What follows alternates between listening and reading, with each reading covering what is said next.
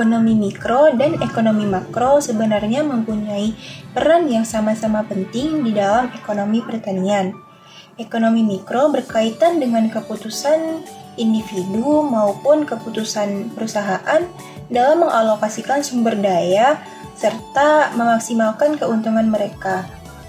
Dalam konteks ekonomi pertanian, ekonomi mikro dapat membantu manajer pertanian dalam membuat keputusan operasional sehari-hari, seperti contohnya pemilihan teknik bercocok tanam, penggunaan pupuk dan pestisida, serta strategi pemasaran produk. Dalam hal ini, ekonomi mikro dapat membantu manajer pertanian dalam memaksimalkan keuntungan mereka dengan cara mengoptimalkan penggunaan sumber daya serta mengurangi biaya produksi.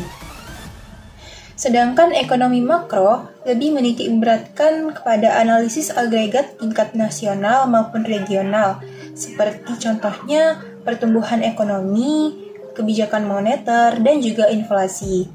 Namun, ekonomi makro juga mempunyai dampak penting pada ekonomi pertanian. Kebijakan makroekonomi seperti kebijakan fiskal dan juga kebijakan moneter dapat mempengaruhi tingkat suku bunga, inflasi, dan juga nilai tukar mata uang. Dalam hal ini, kebijakan-kebijakan ini dapat mempengaruhi harga komoditas pertanian, biaya produksi, dan tingkat permintaan. Oleh karena itu, tidak bisa dikatakan bahwa mikroekonomi mempunyai dampak yang lebih besar daripada makroekonomi pada manajer pertanian, karena keduanya mempunyai peran yang sama-sama penting dalam membantu manajer pertanian dalam membuat keputusan yang tepat dan mengoptimalkan keuntungan mereka. Namun, hal ini juga bisa tergantung pada kondisi ekonomi secara keseluruhan. Peran masing-masing dapat lebih dominan pada saat-saat tertentu.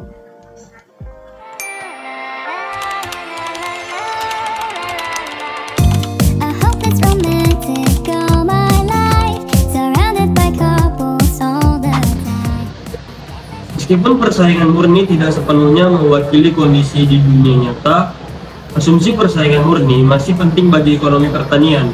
Ada beberapa alasan mengapa asumsi ini masih digunakan dalam analisis ekonomi pertanian. Antara lain, yang pertama yaitu representasi yang sederhana. Asumsi persaingan murni memberikan model yang relatif sederhana dan mudah dipahami oleh banyak orang. Ini membuatnya lebih mudah digunakan sebagai dasar analisis ekonomi pertanian. Yang kedua yaitu memfasilitasi perbandingan. Asumsi persaingan murni memfasilitasi perbandingan antara pasar yang berbeda dan produk yang berbeda dalam analisis ekonomi.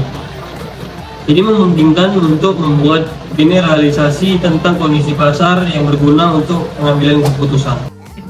Dan juga asumsi dari penawaran dan permintaan. Analisis dari asumsi penawaran dan permintaan berguna untuk memprediksi bagaimana perubahan harga mempengaruhi permintaan dan penawaran di pasar. Sedangkan yang keempat yaitu adalah fleksibilitas. Asumsi pasar persaingan sempurna cukup fleksibel untuk diterapkan di pasar yang berbeda. Dan juga terdapat beberapa variabel yang pada kenyataannya mempengaruhi pasar seperti biaya produksi, regulasi, dan kebijakan pemerintah.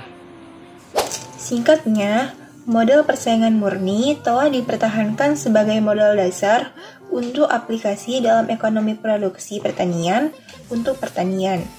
Karena model ini lebih dekat daripada model perilaku persaingan lainnya. Terlepas dari kelemahannya, yang menyebabkan persaingan murni bukanlah representasi model ekonomi pertanian di Amerika Serikat. Model persaingan murni lebih mendekati pertanian daripada model perilaku ekonomi komprehensif lainnya. Dan ekonom sering menggunakan teori persaingan murni sebagai model dasar untuk menjelaskan perilaku perusahaan dalam suatu industri. Model persaingan murni mengasumsikan sebagai berikut. Ada sejumlah besar pembeli dan penjual di industri pertanian. Kebanyakan orang akan merasa bahwa banyak penjual dalam bertani. Departemen Pertanian Amerika Serikat melaporkan lebih dari 2,4 juta pertanian di Amerika Serikat pada tahun 1980. Namun, jumlah petani jauh lebih sedikit untuk suatu komoditas pertanian tertentu. Hanya sedikit pertanian yang memasok kebutuhan peterselis seluruh negara. Misalnya, seperti yang telah ditunjukkan, asumsi modal persaingan murni tidak terlalu dipenuhi oleh pertanian di Amerika Serikat. Namun, tetap saja dipertahankan, karena terlepas dari kelemahannya, modal persaingan murni lebih mewakili pertanian daripada modal perilaku ekonomi komprehensif lainnya. Pertanian individu bukan monopoli. Jika monopoli dianggap sebagai model di mana suatu perusahaan adalah industrinya secara khusus, pertanian juga tidak biasanya memenuhi asumsi dasar persaingan monopolistik, di mana sedikit perbedaan dalam harga produk dapat dipertahankan dalam jangka panjang, karena masing-masing produsen agak berhasil dalam sedikit membedakan produk mereka dari produk yang dibuat oleh perusahaan saingan.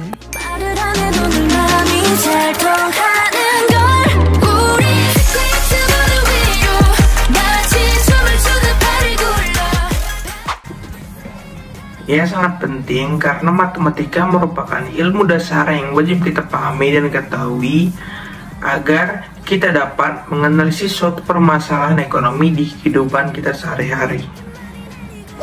Menurut saya, iya, saat ini matematika memang penting untuk memahami prinsip-prinsip ekonomi. Penggunaan matematika sebagai alat untuk mendeskripsikan teori dan juga model ekonomi mendapat dorongan penting dari publikasi Yayasan Analisis Ekonomi Paul Samuelson pada tahun 1947. Sejak saat itu, matematika menjadi semakin penting sebagai alat untuk pengembangan teori dan juga model. Matematika membuka pintu baru untuk mengungkapkan hubungan yang rumit. Di sisi produksi, tidak ada lagi batasan jumlah input yang dapat digunakan oleh fungsi produksi maupun jumlah output yang dapat diperoleh. Bersamaan dengan peningkatan penggunaan matematika untuk menggambarkan hubungan ekonomi, peningkatan penggunaan statistik untuk memperkirakan hubungan ekonomi dari data dunia nyata. Statistik memegang peranan yang sangat penting dalam mengumpulkan data mengenai beberapa aspek dari kegiatan perekonomian. Peranan lain yang dipegang oleh matematika dalam analisis ekonomi adalah yaitu untuk menguji kebenaran dari teori-teori ekonomi, dan seterusnya apabila teori itu benar, maka matematika dapat pula digunakan untuk menyatakan dengan lebih spesifik dalam bentuk angka sifat keterkaitan dari variabel-variabel di dalam teori ini.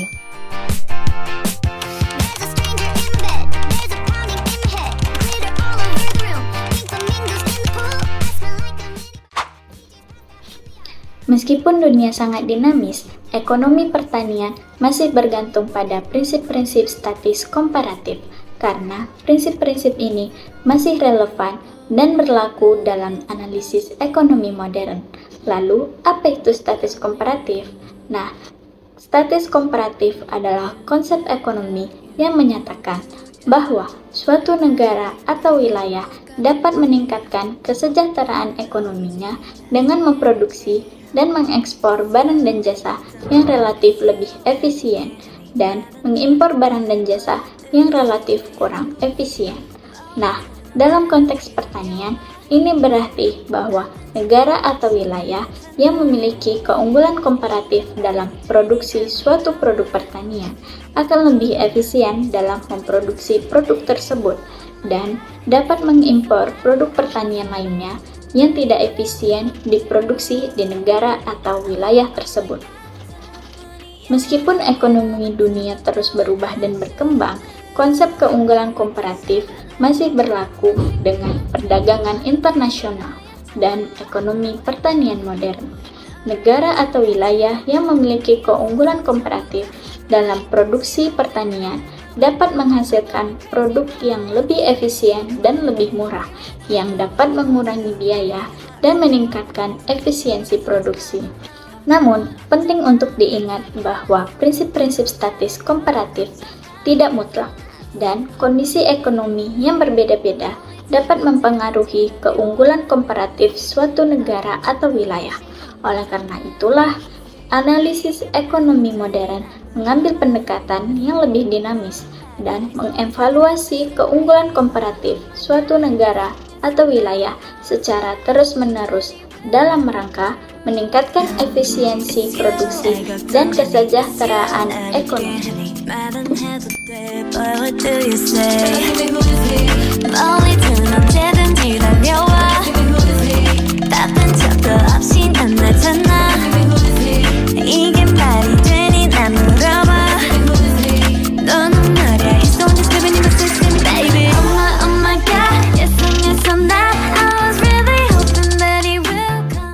Saya tidak setuju dengan pernyataan tersebut secara umum.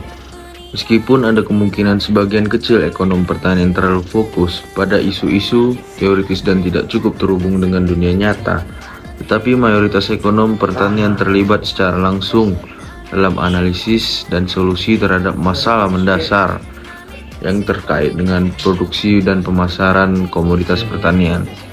Ekonom pertanian tidak hanya terlibat dalam penelitian teoritis, tapi juga terlibat dalam penelitian lapangan dan pengamatan langsung pada kegiatan pertanian.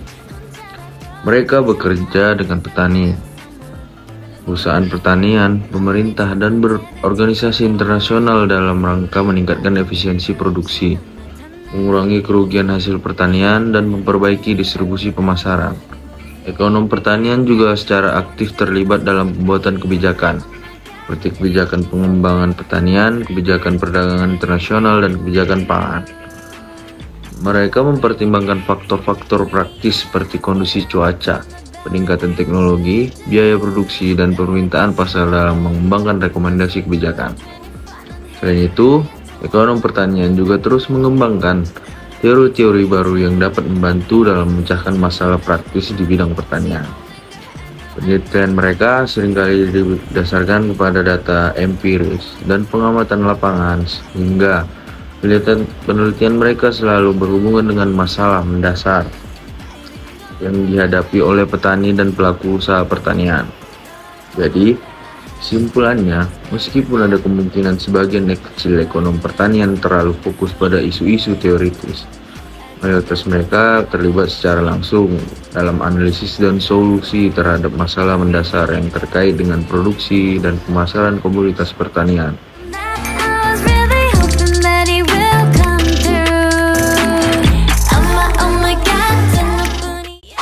Ekonomi pertanian adalah cabang ilmu ekonomi terapan yang mempelajari beberapa hal tentang bagaimana produsen, konsumen, dan masyarakat menggunakan dan memanfaatkan sumber daya yang langka ini dalam produksi, distribusi, dan konsumsi produk pertanian, terutama bahan pangan dan sandang.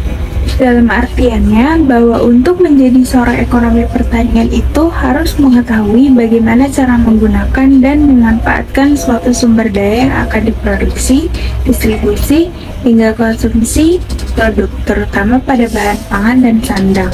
Maka dari itu, ilmu ekonomi sangatlah berperan penting untuk seorang ahli ekonomi pertanian, karena ilmu teori ekonomi ini mempelajari bagaimana cara meningkatkan taraf hidup sumber daya manusia. Begitu juga dalam cara mengatur prinsip kebutuhan pokok sosial atau masyarakat, serta memberikan masukan untuk pengambilan keputusan terhadap tindakan ekonomi, baik secara lokal, nasional, maupun global.